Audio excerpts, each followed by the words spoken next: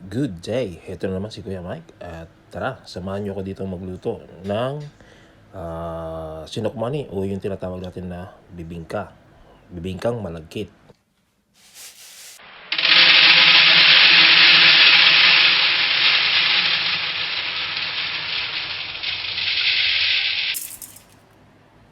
So, hugasan muna natin yung 2 cups ng malagkit. Ayan. Pag nahugasan natin yan, lalagyan naman natin siya ng mga 1½ cup of water. Yan, ganyan lang. Isang baso at kalahati.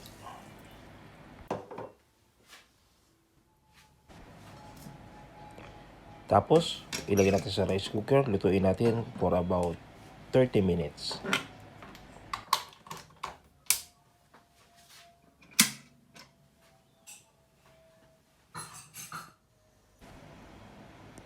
Ngayon naman, sa isang kawali, maglagay tayo ng 1 can ng gata.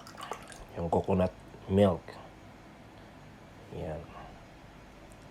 After that, lagyan natin siya ng ½ cup ng white sugar.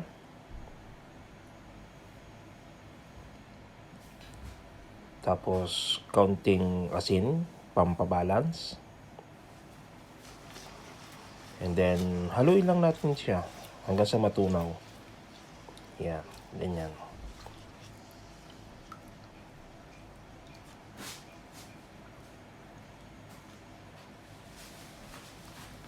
Okay, pag kumukulo na at luto na yung kanin natin, pwede na natin silang ilagay sabay-sabay dyan.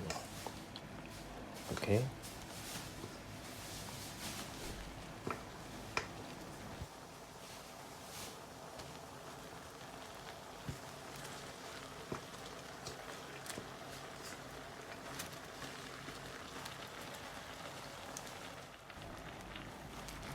Okay, so haluin lang natin sila para mag-mix yung gata at saka yung kanin para ma-absorb ng kanin yung gata niya.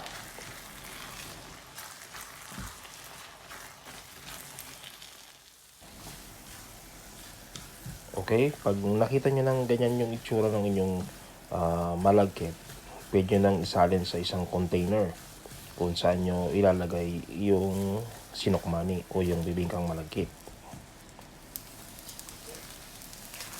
Yan. Ako dito ko nilagay sa Pyrex. Pero kung gusto nyo lagyan ng dahon ng saging sa ilalim, mas masarap kasi mas mabango.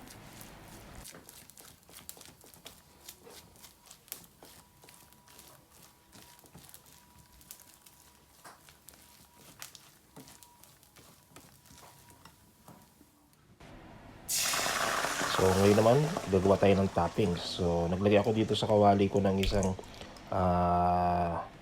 ingkan ng gata.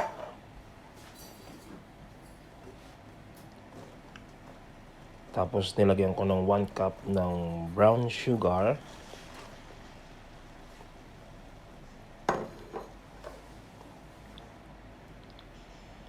At kaunting asin. Yan.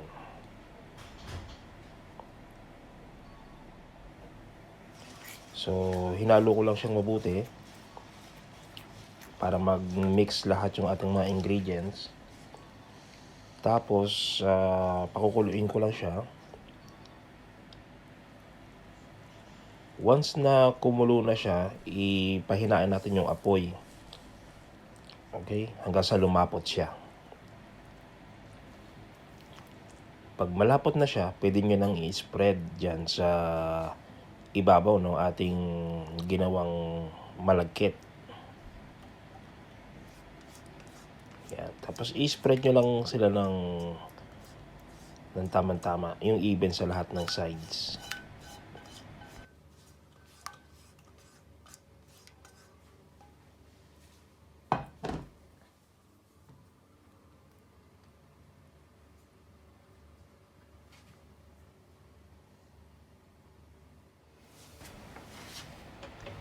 After nyan, isasalang ko lang sa oven. Mga 45 minutes, sa 160 degree na init. Tapos, silipin natin. Medyo okay na siya. Okay, so konti pa. Okay, pagkatapos ng mga 45 minutes, ito na siya ngayon. Yan. So, palalamigin lang muna natin bago natin siya i-serve. Okay? Hello guys. So, ito. Ready na. Luto na yung ating bibingkang malagkit. O parang sinokmani kung tawagin. O. Tara, tikman natin.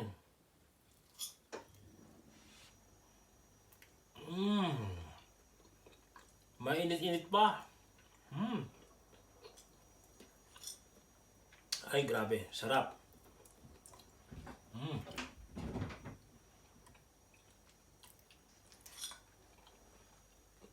Tara. Hanggang sa susunod. Maraming salamat.